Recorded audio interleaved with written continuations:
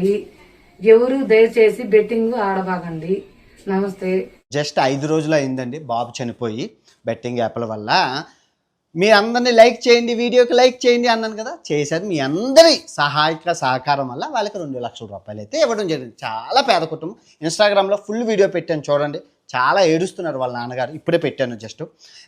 So ఇప్పుడు ఈ దండుపాలెం బ్యాచ్లోకి వెళ్ళే ముందు ఇది ఎలా జరిగింది, ఈ హెచ్కే ఈ 60 మంది దండుపాలెం మన బెట్టింగ్ రాయిళ్ళు అందరూ కలిపి హాస్పిటల్ అంటే సైడ్ ఇన్కమ్. బెట్టింగ్ యాప్లు ఈరోజు ఉంటాయి, రేపు పోతాయి. ఇన్ కేస్ బెట్టింగ్ యాప్లు పోతే మనకు ఇన్కమ్ ఉండాలి కదా మన బిగ్ బాస్లో వాళ్ళందరికీ అని చెప్పి హాస్పిటల్స్ పెట్టుకున్నారు. విపరీతమైన డబ్బు. ఒక సిట్టింగ్కి 1 లక్ష రూపాయలు.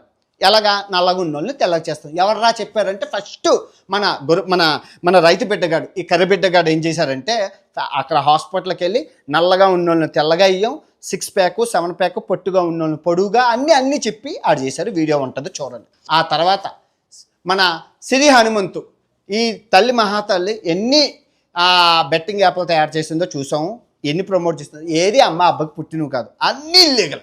జిఎస్టీలు అన్నీ ఇల్లీగల్. ఏం చేయలేం, ఏమీ చేయలేని పరిస్థితి. ఆ బెట్టింగ్ యాప్లు అన్నీ ప్రమోట్ చేసి ఆ వచ్చిన డబ్బులతో వైజాగ్ బ్రాంచ్ పెట్టుకుంది. HK hospitals Vizag branch. ఆ తర్వాత మామూలుగా లేదు, అన్నీ దరిద్రం అంతా యూట్యూబ్లోనే ఉంది. ఈ వైజాగ్ బ్రాంచ్కి హర్ష సాయి, ఈ దండుపాలెం మళ్ళీ బెట్టింగ్ దండుపాలెం బ్యాచ్ ఏదైతే ఉందో అందరూ వెళ్ళి ఆల్ ది బెస్ట్ కొట్టారు.